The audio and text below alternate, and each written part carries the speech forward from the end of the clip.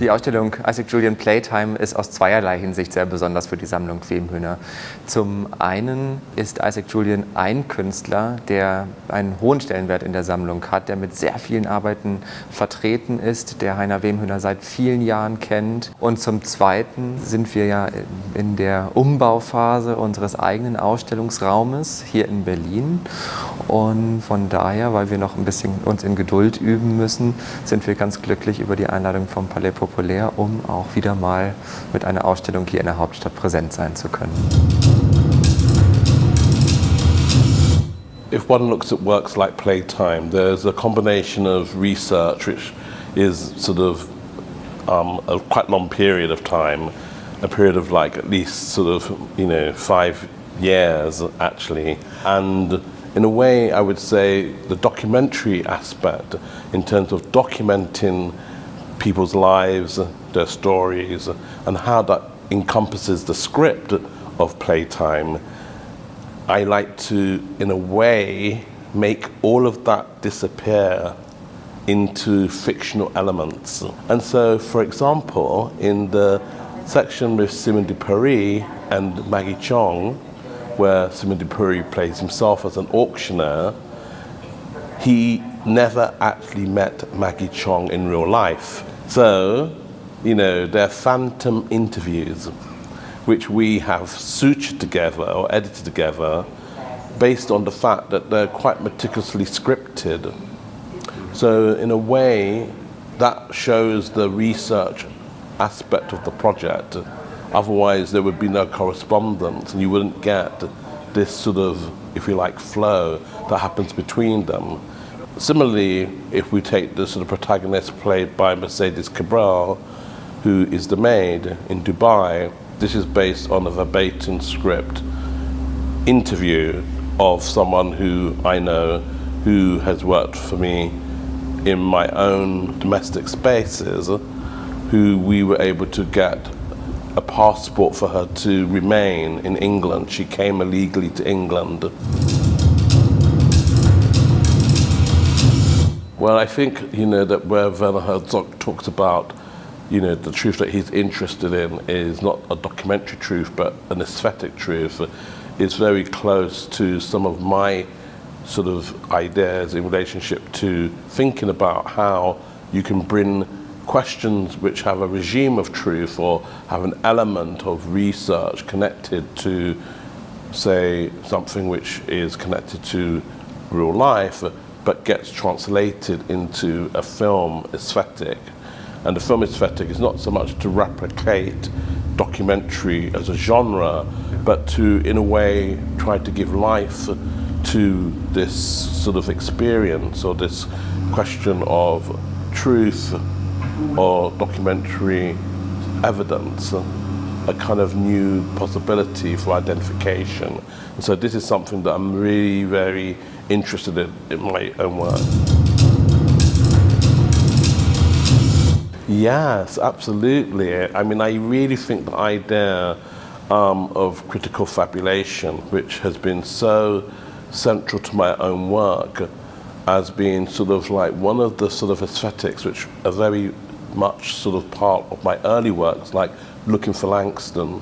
What do you do when you have no, if you like, visual evidence?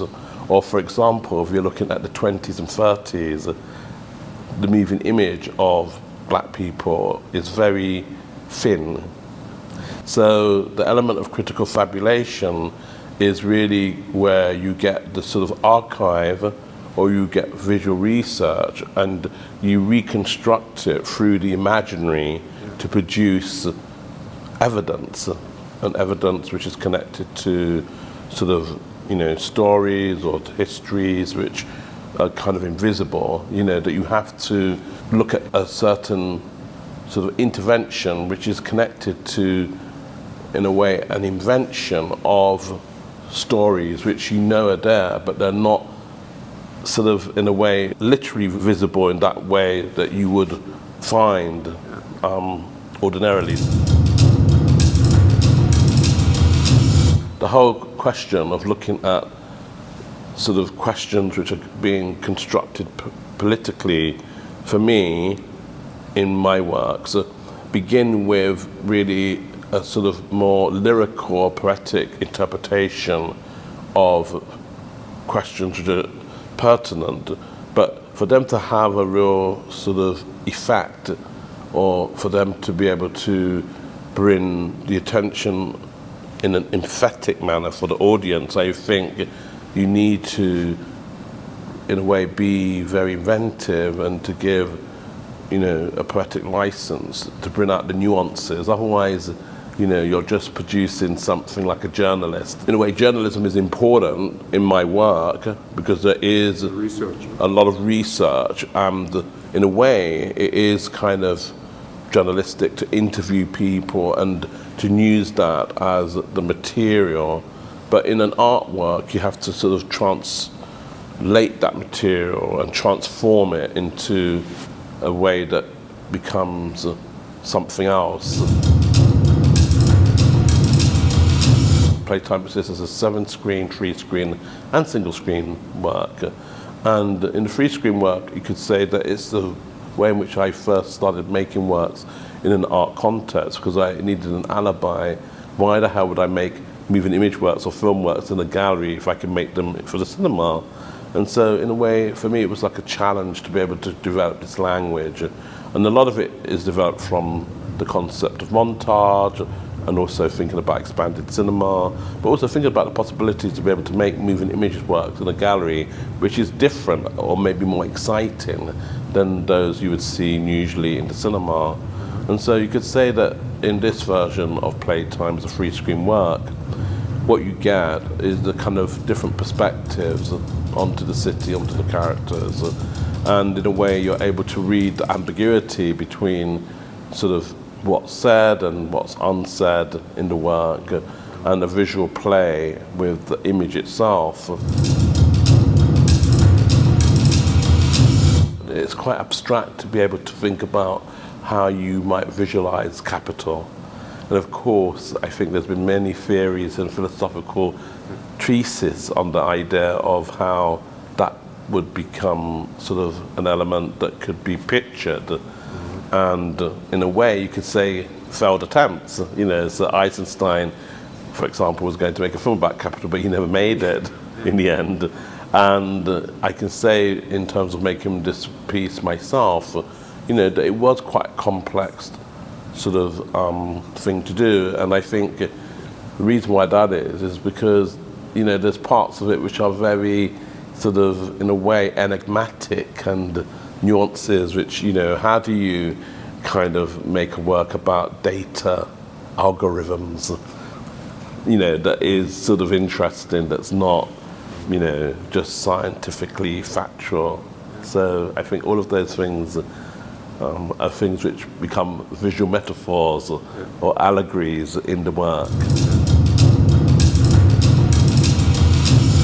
You could say that in Late Capital, there's a way in which sort of contemporary art entered the frame.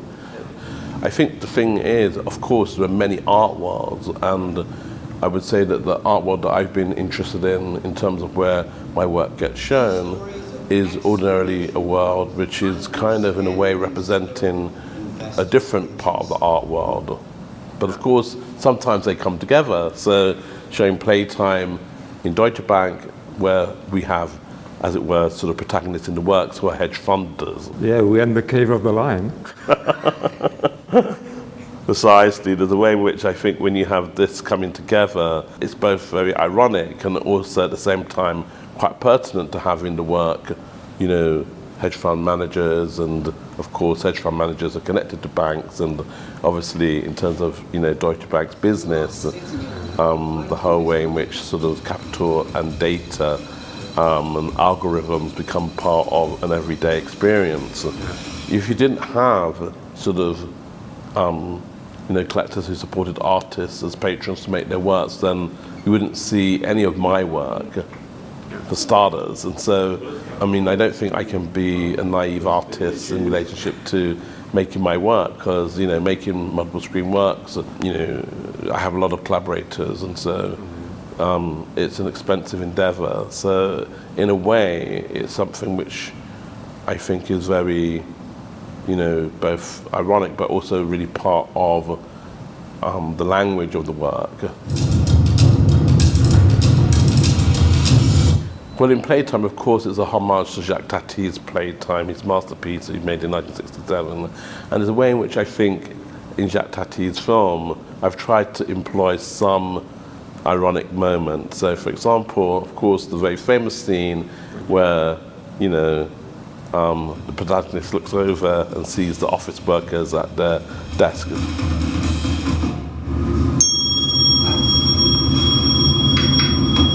It's a high modernist moment in the film. Yeah, sure. And in my Playtime, they're produced by data terminals, of course. Strange to think that 20 years ago, the centre of the market was a trading floor on which you did deals face to face.